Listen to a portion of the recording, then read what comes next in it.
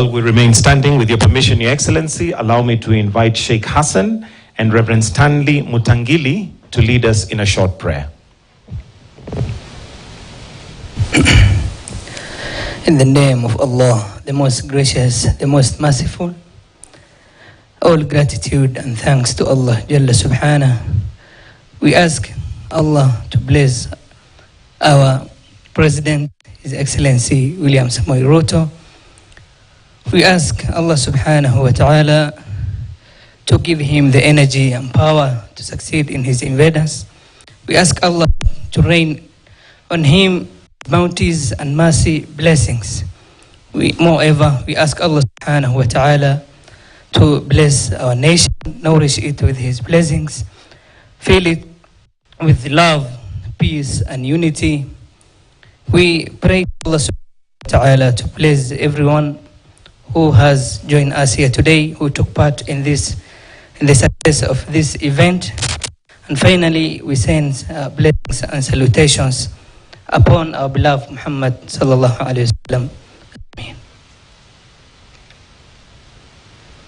In the quietness of this moment, Heavenly Father, we invite your presence, that your presence will tabernacle within this place. And as your word says,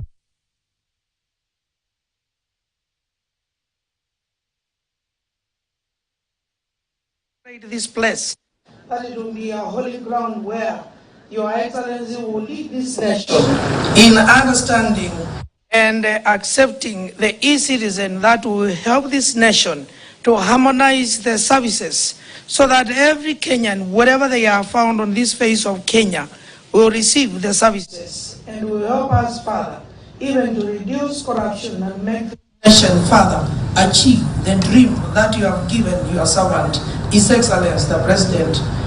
We pray this morning, Father, that as we are gathered here, you remember this nation with the many needs that we have. You give us, Father, unity as guided and as directed by your servant, so that in the Horn of Africa will stand an icon that your presence and your blessings will flow to many other people. This we pray in the name of our Lord Jesus Christ. Amen. God bless you. Let us kindly take our seats. Your Excellency, Dr. William Samoei Ruto, President and Commander-in-Chief of the Defense Forces, Your Excellency Musalia Mudavadi, the Prime Cabinet Secretary, Honorable Johnson Sakaja, Your Excellency Governor, Nairobi County, Cabinet Secretaries present, all Principal Secretaries present, esteemed development partners, other governors present, chairpersons and CEOs present, distinguished guests. Your Excellency, it is said that the digital revolution is one that is more significant than the invention of pen and paper. And today, we're here to celebrate the e-Citizen one-year commemoration and official launch of the third generation identification card.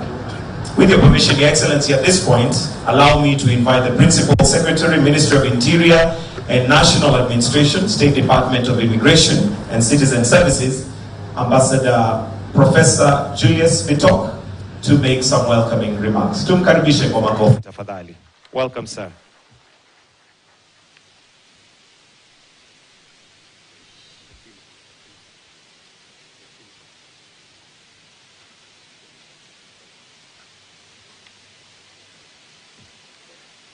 Your Excellency, Dr. William Samoei Ruto, President and Commander-in-Chief of Kenya Defense Forces, the Prime Cabinet Secretary, Honorable Musalia Mudavadi, Cabinet Secretaries, the Governor of Nairobi, Honorable Sakaja, Principal Secretaries, distinguished guests, ladies and gentlemen, good morning. Your Excellency, sir, allow me, before I make a few remarks, to invite a theme song team that's going to make a small presentation to highlight services bila stress. For real, services bila stress. Karibuni team.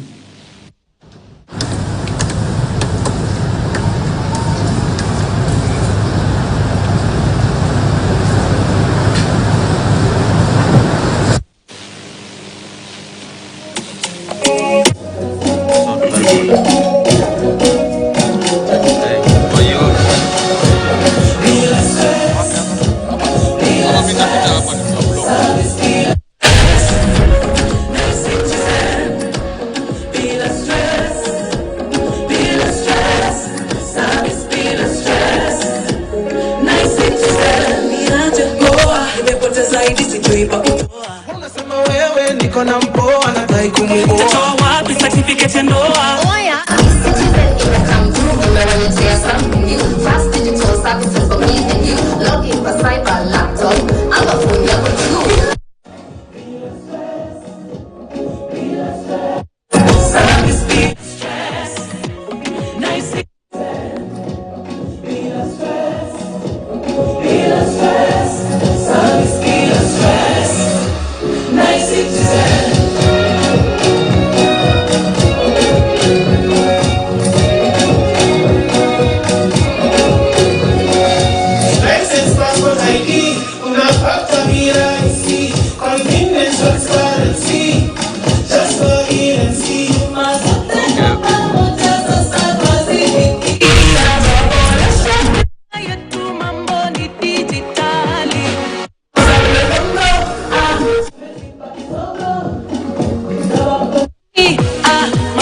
Digitally, siku za mlolongo.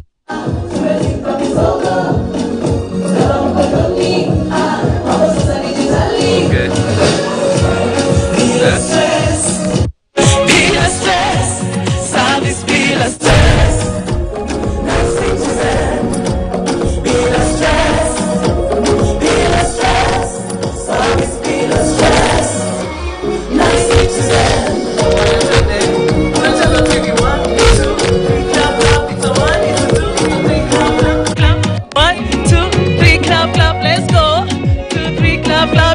One, two, three, clap, clap, go. 1, 2, 3, clap, clap. 1, 2, 3, clap, clap. Gava mkononi, gava mkononi, kazini, nyumbani. Gava mkononi, ati nini? Gava mkononi, gava mkononi, kazini, nyumbani. Gava mkononi, bila stress, bila stress, service bila stress. Nice citizen, bila stress. Thank you.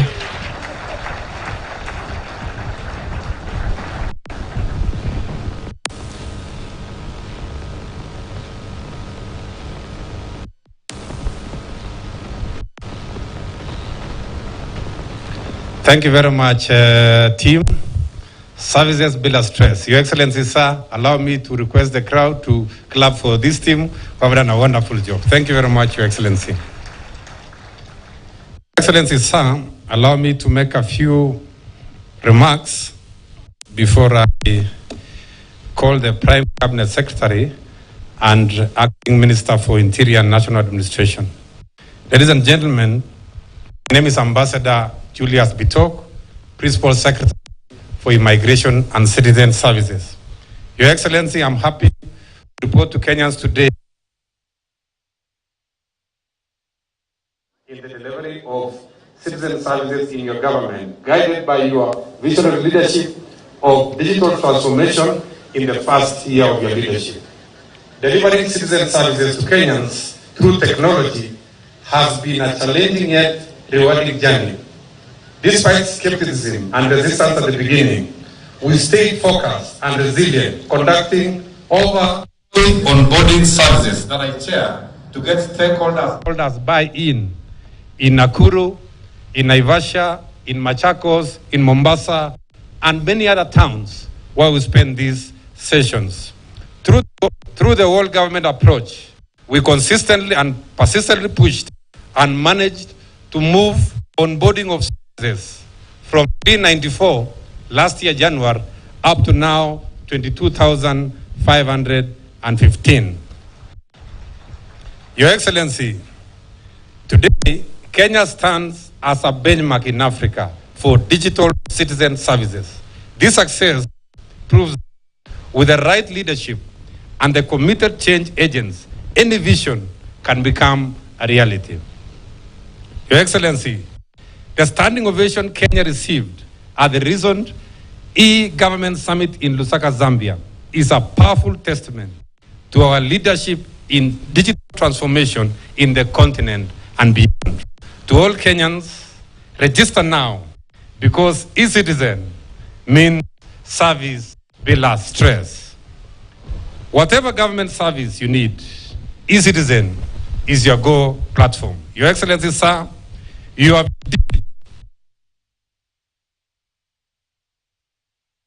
to me. Allow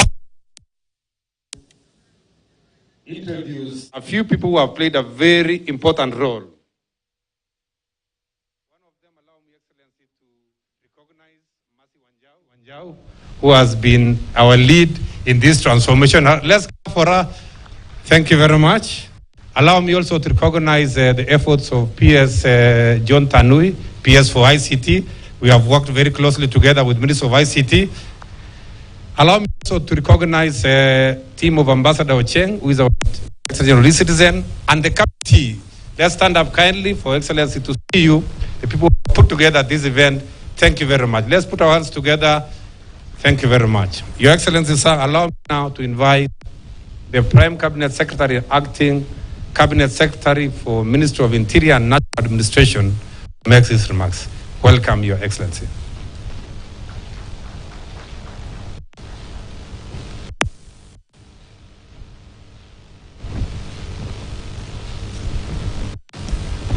Your Excellency, the President,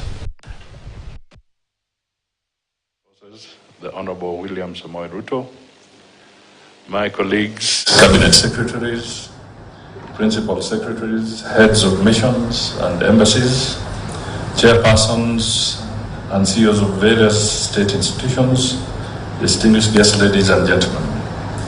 Good morning. Your Excellency, I join in the delight today as we mark a pivotal milestone in the journey to redefine public service delivery in Kenya. Today we commemorate 1 year since the revolutionary e-citizen platform began transforming how we interact with government services. We also will be witnessing the official launch of the third generation ID, a significant step in advancing Kenya's digital and technological aspirations. Allow me to begin by acknowledging His Excellency the President, whose visionary leadership and commitment have been the driving force behind this digital transformation. I would also like to recognize the role played by the Deputy President, Professor Kithure Kindiki, whose leadership during his tenure in the Ministry of Interior and national coordination oversaw the implementation of the e-citizen 1 year commemoration and the official launch of the third generation ID. During his bid for the presidency, His Excellency President Ruto specifically committed to a radical overhaul of the public service to make it more accessible, affordable, and customer-centric for both local and international users of government services. This promise stemmed from the outcry of millions of Kenyans who, for far too long, endured painful, expensive, and often corrupt experiences in government offices. Many were subjected to long hours of waiting, and sadly, to demands for bribes to access services that should otherwise be their right, guaranteed either by citizenship or the payment of official fees.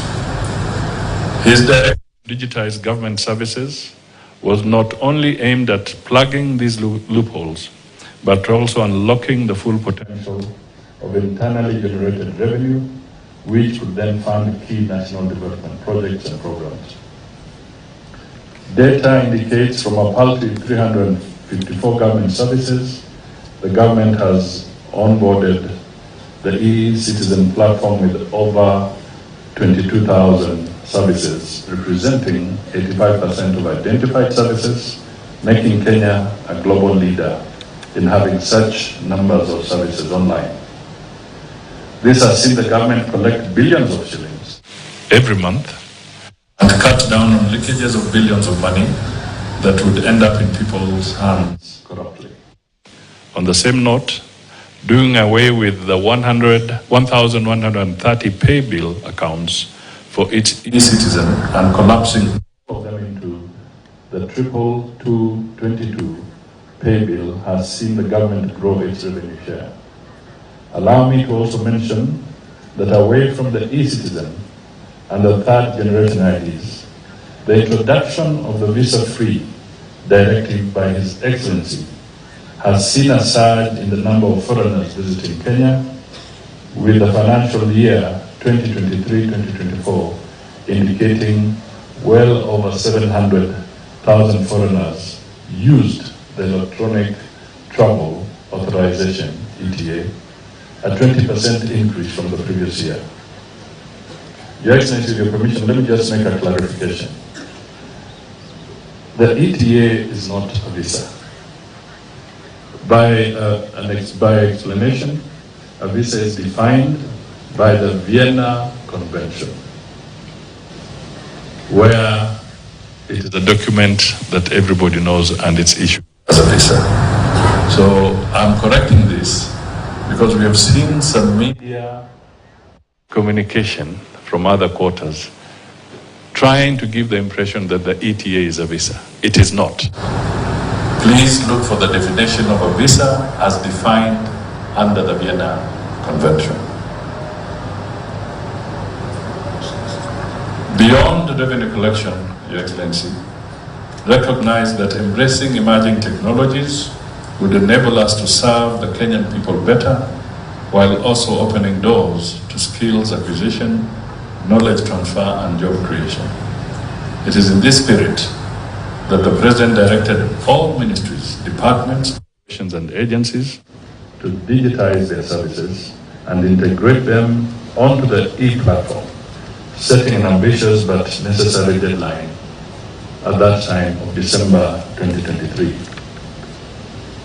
Today's event provides us with an excellent opportunity to assess the progress made so far. We are here to celebrate the milestones we have achieved, identify improvement areas, and forge new paths for enhancing the e-citizen experience. This is also a moment to reflect on how public service delivery can continue to evolve to meet the expectations of a rapidly digitizing world.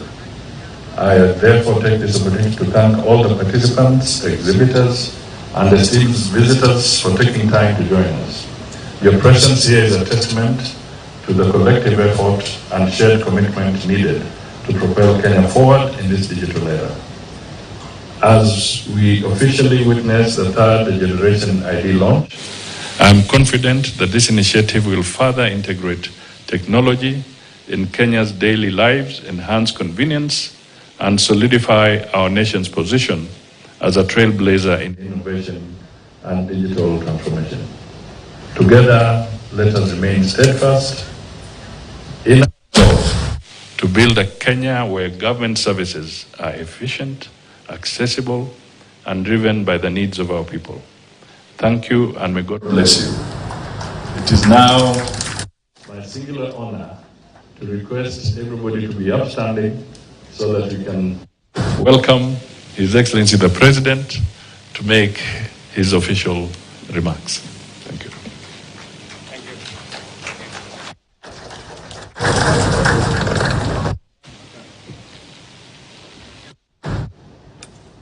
Thank you very much. Please, let's take our seats.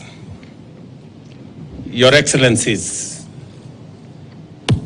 Honorable Cabinet Secretaries, distinguished ladies and gentlemen, good morning.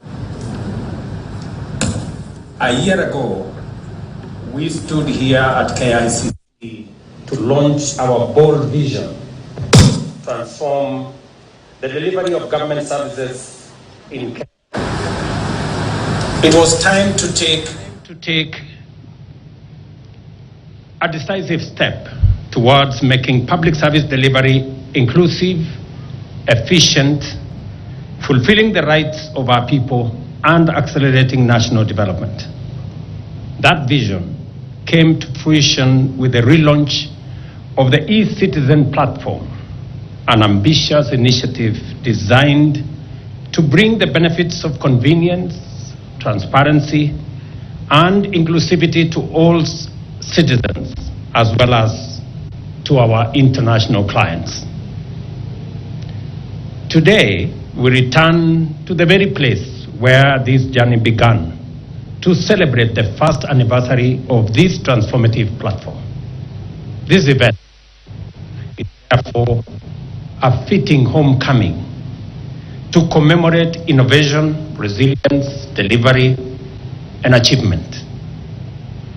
Over the past year, we have broken barriers of resistance and transcended historic and systemic obstacles to embrace a digital future for our people, demonstrating that the path to Kenya's prosperous destiny is indeed digital. This milestone reflects our commitment to create a more connected, efficient, and equitable system of public service delivery. When we relaunched eCitizen, we set out to dismantle inefficiencies, delays, bureaucracy, red tape, and frustrations that had plagued service delivery in Kenya for decades. We sought to end the unnecessary burden of navigating physical offices, standing in long queues, and enduring avoidable delays and inconveniences. We envisioned a Kenya where geographical disparities no longer dictate access to public service, where citizens in the most remote areas could enjoy the same conveniences as those in urban centers. We aspired to build a system that prioritizes integrity over corruption, efficiency over waste, and inclusivity over exclusion. Ladies and gentlemen, I proudly stand before you today to declare, and I am confident you can all attest, that eCitizen has delivered on this promise. Now, from the comfort of your home and with just a mobile phone, you can renew your driving license, register a business name or a business entity, or apply for a marriage certificate. Tasks that once took weeks of travel, paperwork, and endless follow-ups, often at great expense. These are now completed in minutes, sometimes in just a day. 1 year on, eCitizen now hosts, as of yesterday when I met my speech, it was 20,855. I'm told by this morning it is 22,515. Services of a thriving community of 13 million users. Revenue collection through the platform has grown significantly, enabling the government to mobilize critical resources for public projects. eCitizen is not just a digital service delivery platform. It represents a paradigm shift that has redefined public service delivery in Kenya and profoundly impacted lives. In many ways, both big and small public services, our understanding and expectations of how public services are provided have fundamentally changed. Consider the story of a mother in a remote village who once walked tens of kilometers to apply for her child certificate, often making repeated trips due to delays. Or the citizen, or a senior citizen, who struggled to access replacement services for vital documents. Today, these services are relics of the past. These challenges are relics of the past, as the eCitizen platform systematically dismantled barriers to efficient service delivery. This transformation extends beyond individuals. The digital ICT ecosystem, including cyber cafes, mobile device shops, and auxiliary businesses, have flourished, creating jobs, fostering wealth, and driving economic growth. The ripple effect of e-citizen are no longer confined to digital transformation. Its impact on service delivery has improved lives, strengthened hope, and opened new opportunities across our nation. By digitizing services, we have significantly enhanced efficiency, saving time and money for both citizens and government. Less paperwork translates to lower costs, streamlined processes reduces administrative burdens, and less bureaucracy leads to faster service delivery. These savings are also being redirected towards critical areas such as health, education, infrastructure, and job creation. The transformation doesn't stop here. As a matter of fact, the success of e-citizen has propelled Kenya onto the global stage as a trailblazer in harnessing digital technology. We have become a model for how governments can promote efficiency and competitiveness in the digital age. Consequently, I have received many requests to facilitate benchmarking exercises and inquiries for lessons and insights from several countries across our continent. As a leader in leveraging homegrown innovation,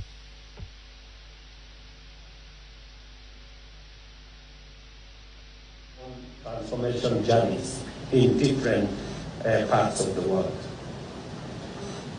But we will allow ourselves to get carried away by our achievements and risk with letting the future sweep past us while we celebrate. We must not stop here. Even as we this remarkable occasion, we are already looking ahead to map our way further into the future.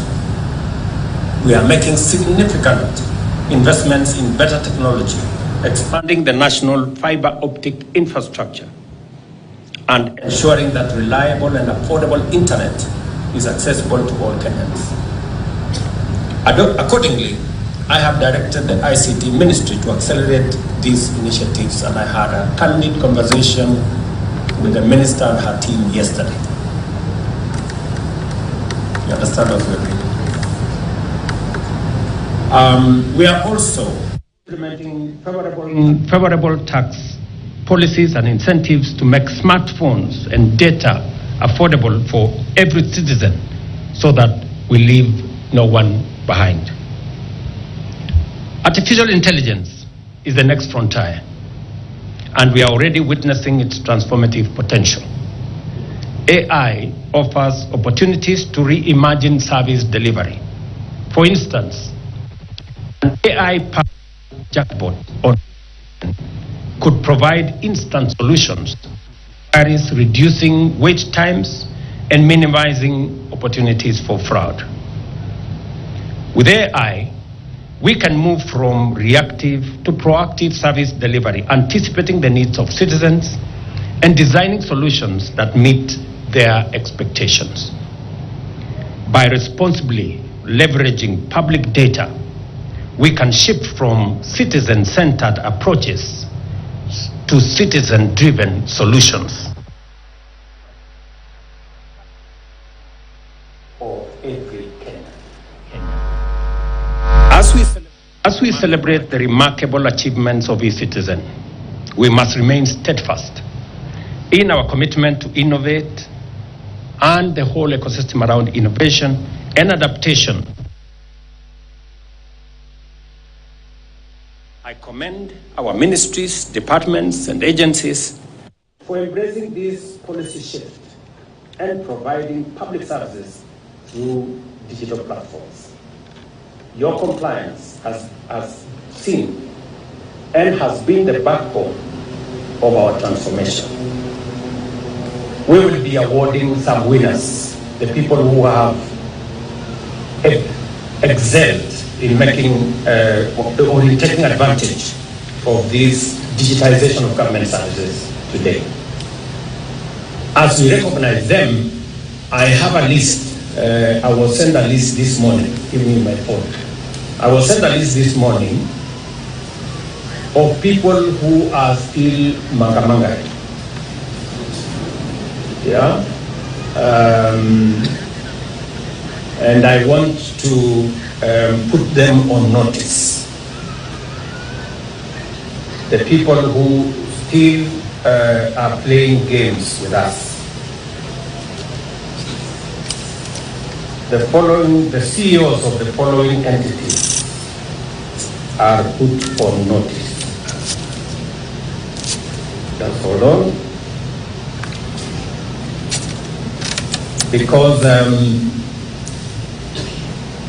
when I went out to campaign, I remember making one statement that was fundamental. I said in my administration, there will be no money to steal. And part of that journey of making sure that there is no money to steal is through this digitization. Because through digitization, we connect service delivery to revenue collection. And you can, because of digitization, especially of government services and government revenue collection programs, we are seeing phenomenal increase in revenues. I gave an example the other day of KWS. What we did with KWS. When we digitized KWS and insisted that they now must all get fees and services offered by KWS must be on e-citizen, we had a lot of pushback. The tour operators did not want it. KWS staff were reluctant. And I remember calling Kanga and telling him, my friend, it's a fait accompli. Decision has been made. Get everybody to comply. There is no escape. Look at what has happened. In fact, those who are against the digitization of government services at the KWS even orchestrated, in our gates, long queues. Or, this system is not working, the tourists are not happy, because now there is a long queue. Because tour operators were charging tourists $100 and paying government $50. And they didn't want a disruption of that system. Now what has happened? We insisted, the system is working. I listened to Aisha today from KWS. I listened to Susan, and they were giving us wonderful stories about success. In fact, they have reduced on the time. Is Susan here, the lady who spoke to me at the KWS desk? Is she here? And Aisha, I don't know whether they're here. Yes, Aisha, kuja hapa mbele. So,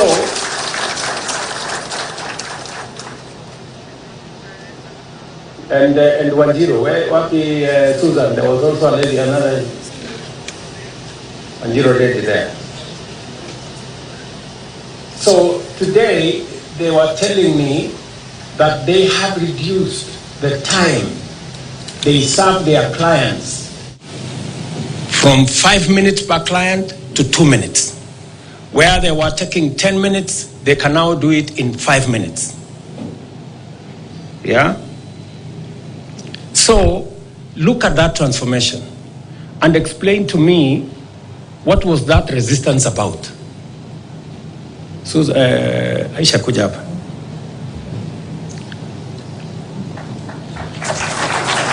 Yes. Now, can you tell these people what you told me about what has happened to KWS?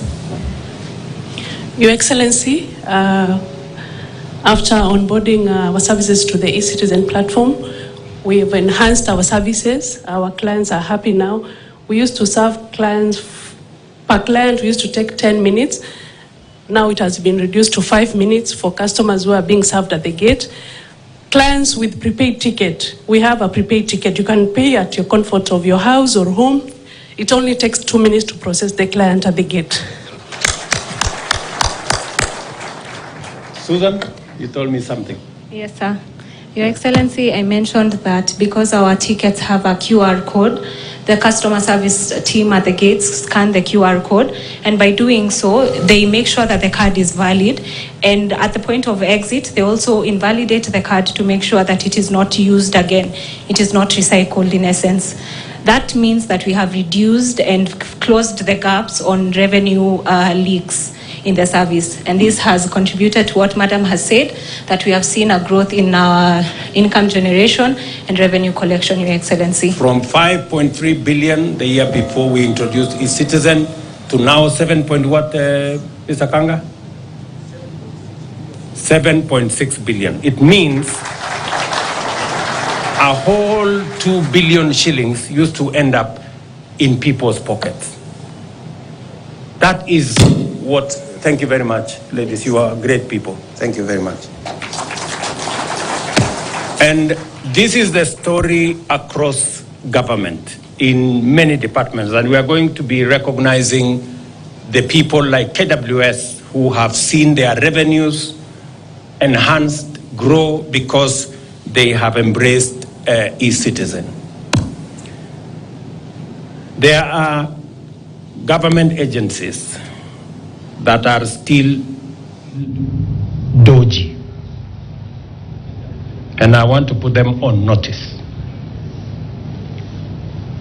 The National Cancer Institute of Kenya, Kenya Hospital Authority Trust Fund, Kenya Nutritionist and Dietitians Institute, Health Records and Information Managers Board, National Syndemic Disease Control Council, Occupational Therapy Council of Kenya, Digital Health Authority. You are a new entity, but you must comply.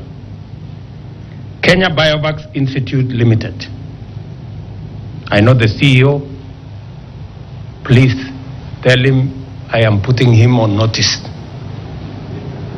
Kenya National Public Health Institute, Kenya Health Human Resource Authority, Kenya Water Institute, Tanathi Waterworks Development Agency, Water Sector Trust Fund, Kenya Engineering Technology Registration Board, Kenya Ports Authority, Independent Police Oversight Authority, Private Security Regulatory Authority, Nairobi International Financial Center, Kenya Reinsurance Corporation, Financial Reporting Center, Kenya Institute of Supplies Management, Consolidated Bank of Kenya, Development Bank of Kenya, Kenya Accountants and Secretaries National Examination Board, Institute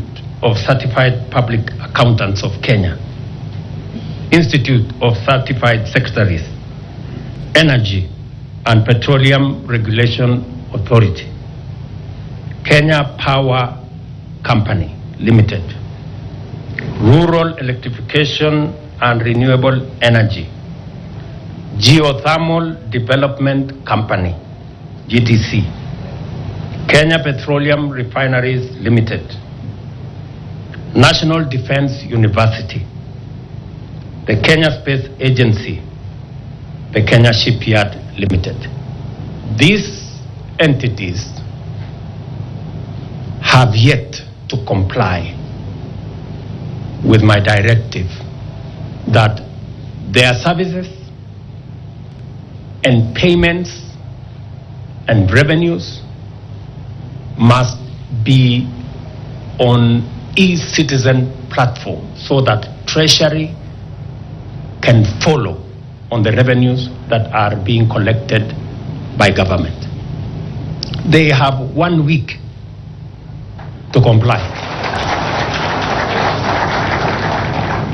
They have 1 week to comply. Otherwise, they know what to do. They can make use of the door. It's as simple as that. Number two, we still have government agencies that, yes, they have come to the citizen platform, but once in a while they retreat to go and pay or use alternative means of payments, including games with some banks. I want a record in the last 3 months of government agencies that are already on the e-citizen platform but have decided to use alternative means with gray spaces so that we can take action against the people who are undermining transparency in the collection of public resources.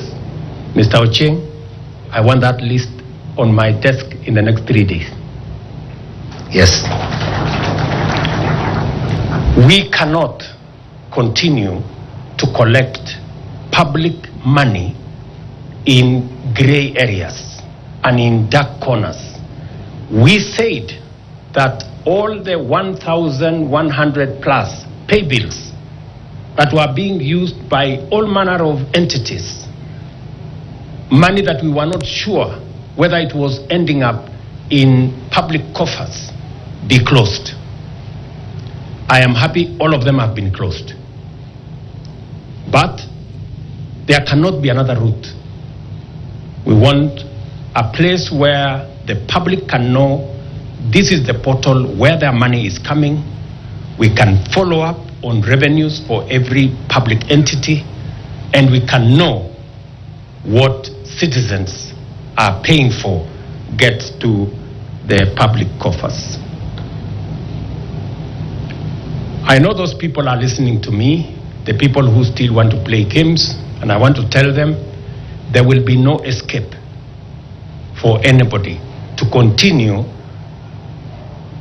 practices that undermine transparency in the collection of public funds.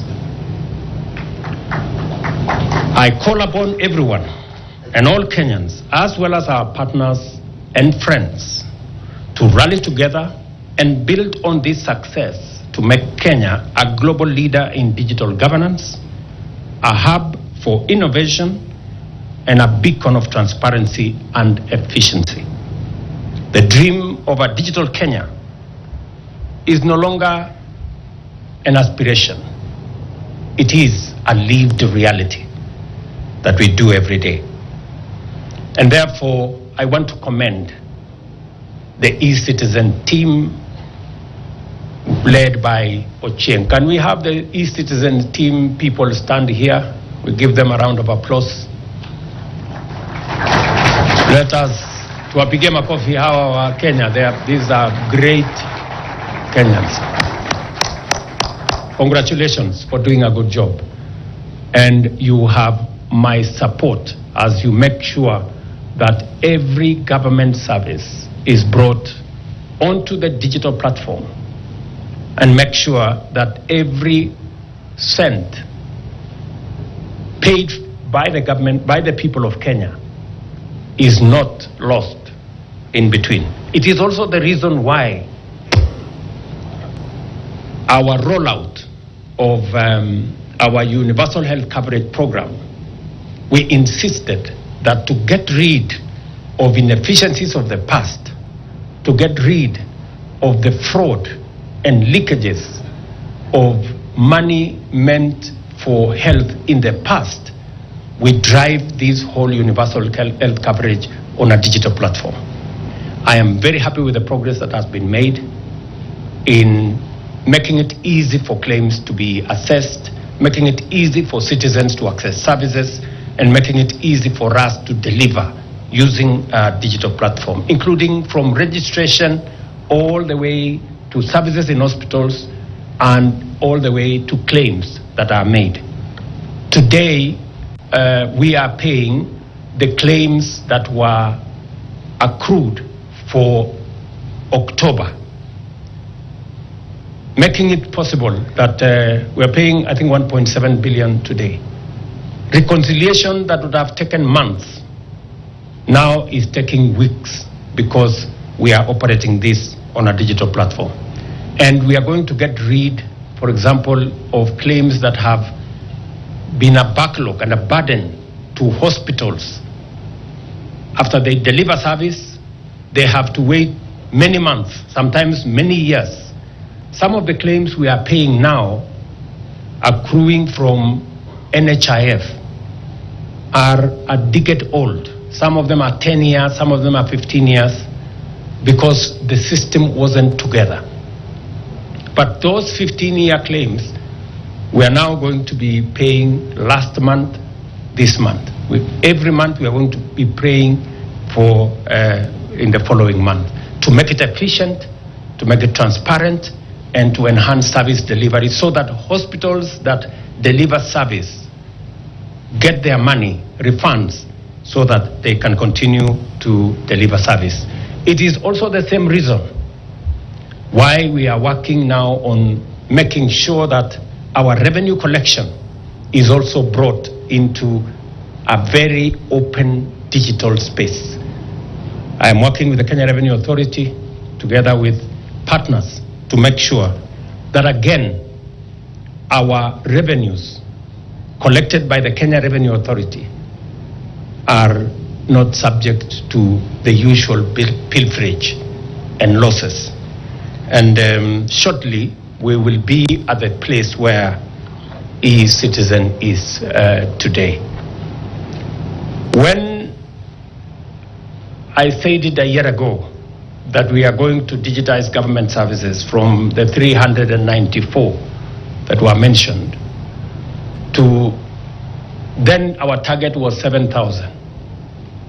We have surpassed 10,000. We are now at 22,515. And it is my commitment that hopefully in the next couple of months, every government service must be on a digital platform so that citizens can enjoy efficiency, citizens can pay for services from the comfort of their homes. We get rid of physical challenges, we get rid of extensive travel, we get rid of long queues, we get rid of follow-ups that citizens have to travel back and forth to get government services that are obvious for every citizen. We are looking into the future, as I said. Moving this to the next level is to make sure that we also have a digital ID. We can pay for government services. I am very happy that from, is it today or tomorrow, we are running the first pilot of paying our cash transfer on e-citizen. For those of you who follow this, we have close to almost 2 million people who benefit from our cash transfer program. I made 2 commitments on cash transfer. The first commitment I made in the last election was that I want these very vulnerable citizens, the aged, orphans, and people living with disability, to be paid as we pay salaries of public servants. They used to wait for 8 months, 6 months. You know, I'm very happy that now we have implemented, we are paying as we pay salaries. That was my first commitment. My second commitment was that these very deserving beneficiaries had to queue in banks, travel many kilometers to be able to get their stipends paid. I committed then that we will work out a digital platform and pay them through alternative means other than banks. I'm very happy that the first tranche of that money. When are we going to pay, Motari? From tomorrow? Very good. So from tomorrow, we will begin to pay for those Kenyans on a digital platform. They don't have to queue in banks. They don't have to travel many kilometers. They can get their money from the comfort of their villages. Yeah? So it's another very proud moment for me as we accomplish some of the commitments that we have made and transform our country by making sure that government services, delivery of government services, and for payments that citizens either have to receive from government or to pay to government is seamless, is efficient, and is fraud-free. Imagine a Kenya where no one is left behind, where opportunity knows no barriers, and where technology bridges the gap to prosperity for every citizen. This is the Kenya we are building, and together, I mean together, we will make it happen. So I want to ask you and ask every citizen of our great nation to be a partner, to walk with us in this journey, to look at the opportunities that are there, to play their role in making sure that we accomplish the mission that we have set for ourselves of making this country great. Again, let me ask ministries, departments, agencies. There are no two ways about it. We cannot have two rules. All of us must be transparent. Integrity of public services and public resources is foremost. That is a demand by the people of Kenya. It is not a request, and that is a right that the people of Kenya deserve. And it is our duty and responsibility to deliver on it. And I promise you, I am committed to it, and you are either coming along with me in making sure that we deliver on this commitment. I don't want to say what will happen if you don't. So thank you very much. This is a very proud moment for me that we are on course on making sure that Kenya moves to the next level. As I said, we are going to confound our critics. They will, I'm sure they will have nowhere to hide as we go forward. And they will know that we meant every commitment that we made. And we intend, I personally will lead in making sure that we deliver on every commitment we made to the people of Kenya, because it is the least that we can do in making our contribution as leaders of the moment in taking our country to the next level. It is a commitment we made, and it is a right that the people of Kenya deserve, and it is a contribution that those of us who have the privilege to be leaders, it is ours to deliver on that commitment. So, asanteni sana, I wish you well. I know there is a lot of work to be done in many other fields, and I look forward to working with all of you. Asanteni sana, God bless you.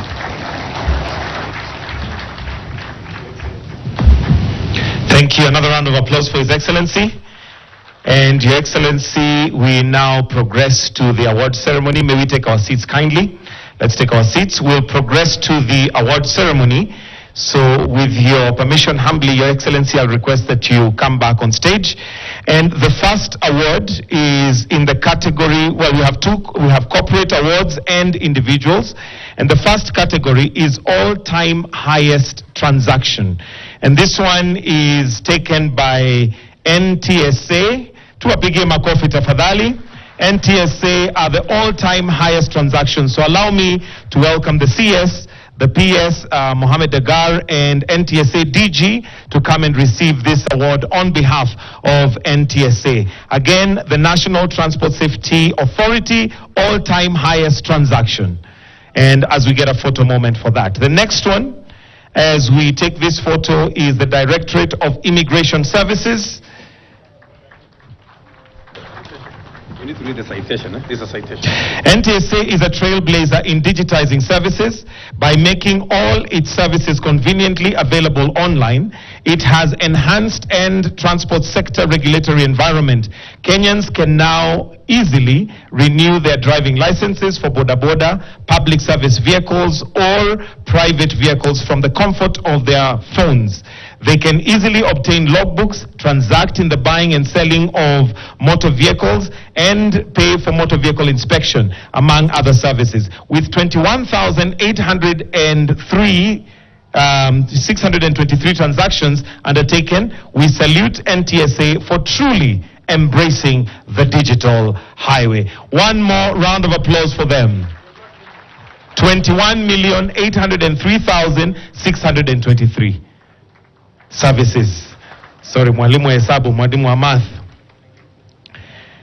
The runners-up is Directorate of Immigration Services. So if I may invite the PCS, the PS Julius Bitok and DG Evelyn to also come. Now, the Directorate of Immigration Services is critical in facilitating international travel to and from Kenya.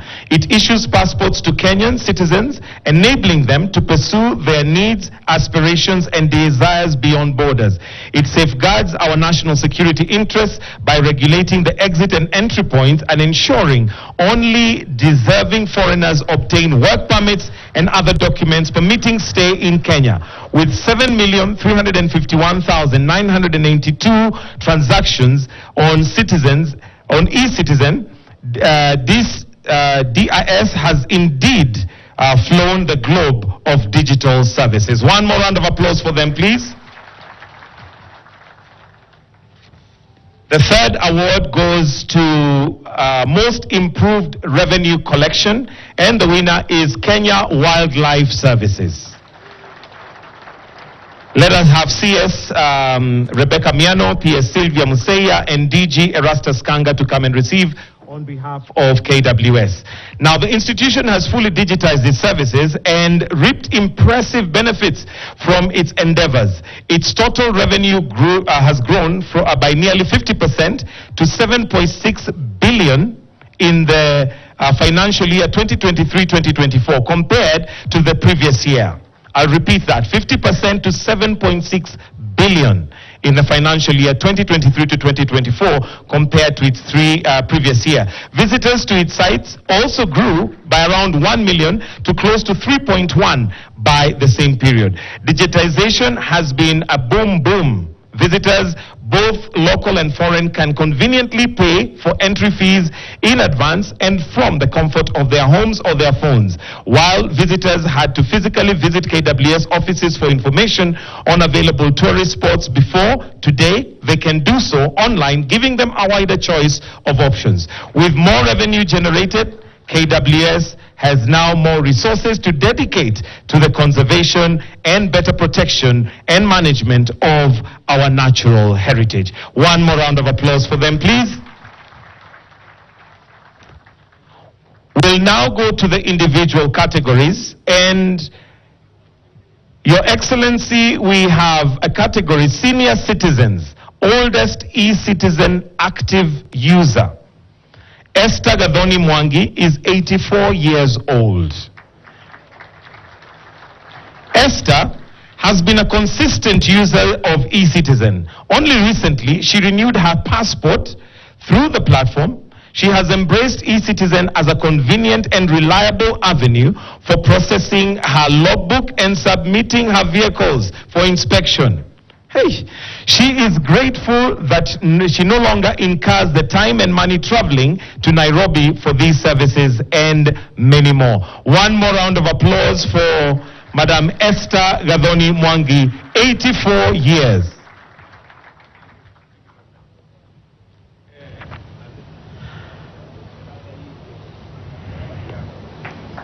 The next award goes to Samuel Kibunja Wainaina, who is the oldest male citizen at 80 years old.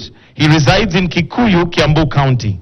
Mzee Wainaina registered for eCitizen a few days after the relaunch of the portal in June 2023. With the help of his daughter, Josephine, he has exploited the convenience of eCitizens to ensure that he is updated with its contributions for National Health Insurance Fund. To family and friends, he has been a staunch advocate of eCitizen as a user-friendly, money and e-time saving platform. Why don't we put our hands again together for Samuel Kibunja Wainaina, who is 80 years old.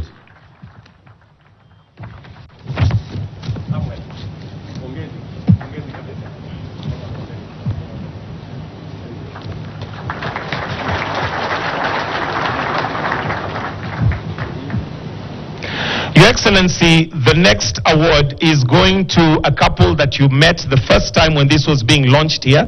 Nicholas Ngunjiri Mwangi and Judith Jelagat Kemboi were privileged to be the first couple to process and obtain their marriage certificate on the relaunch of the eCitizen platform. His Excellency the President and the entire government witnessed the colorful event at the KICC grounds right here at Savo Ballroom, and I may request that we just play that video for those of us that thought ilikuwa ni kipindi.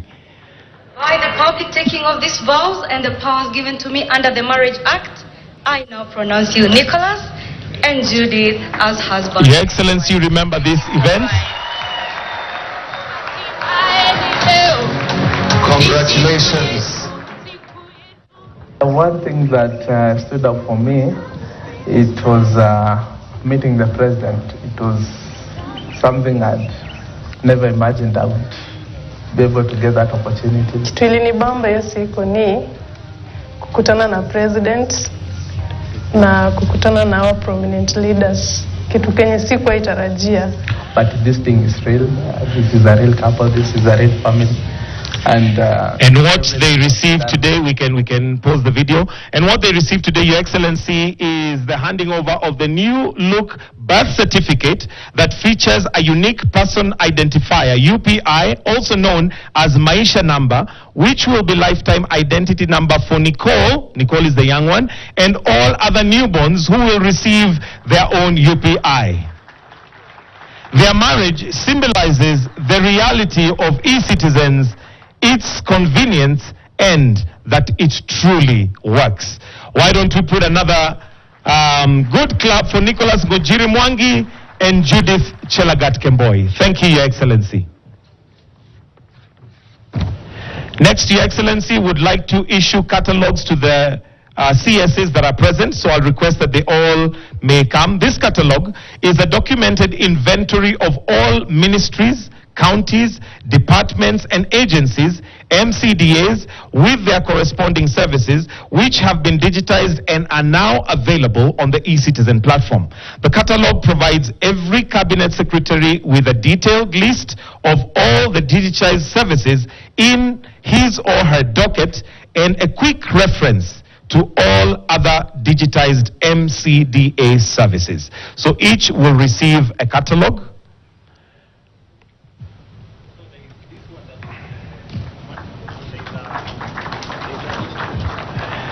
This is a symbolic manual catalog, but there is a digital catalog that is available online. So if we can have each cabinet secretary kindly hold the catalog as we have an photo op. I'll also request that we have all the PSs present to kindly come on stage so that the next photo will be with the PSs present, the PSs who are in the house. If we may all just progress to come on stage.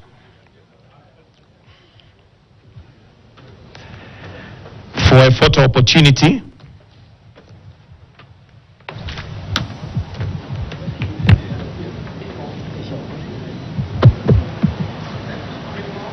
If we can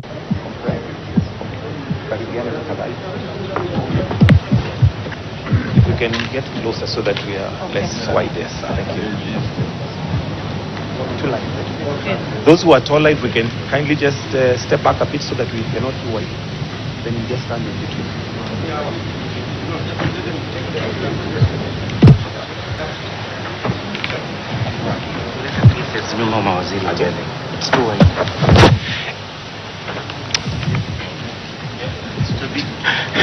So if the PSs can, so that we're not too wide, PSs can step back and take in between the CSs, so that we have a photo that will fit. PSs, if we can step back, yes, that's it. In between, just find somewhere in between where you can be viewed.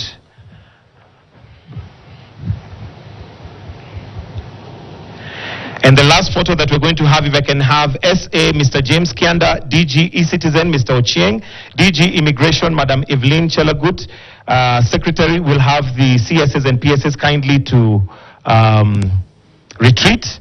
Secretary NRB, Secretary CRS, Commissioner Refugee Services, Mr. John Burugu, Coordinator IPRS, and Secretary NCM, Dr. Dan Opon. That's Mr. James Kianda.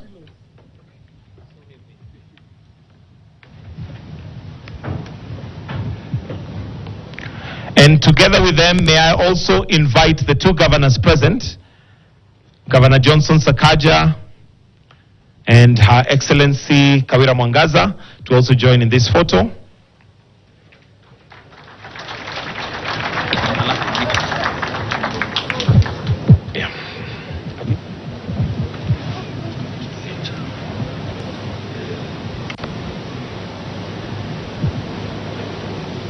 Thank you. I'll request that we retreat. Your Excellency, there is a gift for you. So if I may have the Prime Cabinet Secretary remain on stage together with the PS to present the gift to you before we finish with the anthem.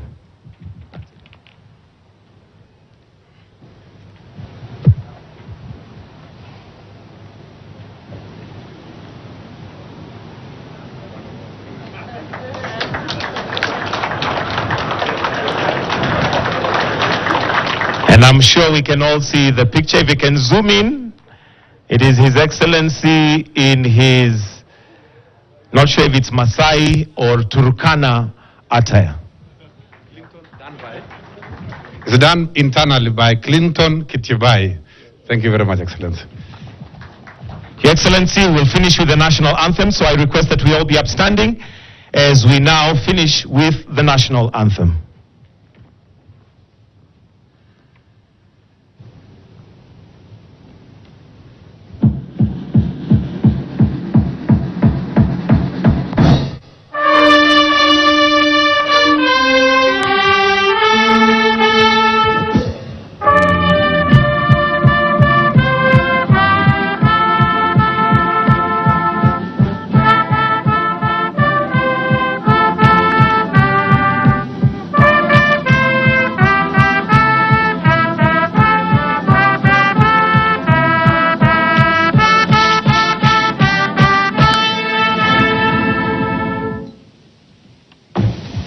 I request we all maintain our positions as we allow His Excellency to exit. Thank you.